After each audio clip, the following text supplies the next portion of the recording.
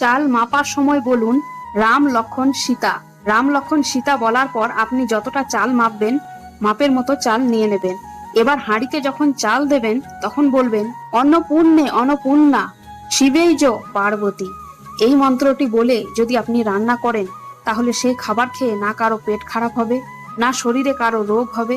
কারো রোগ ব্যাধি থাকলেও ধীরে ধীরে রোগ ব্যাধি কমতে থাকবে এবং সন্তান মাথায় ভালো বুদ্ধি জ্ঞান হবে, কাজে সফলতা পাবেন, ডিপ্রেশন চিন্তা দূর হবে।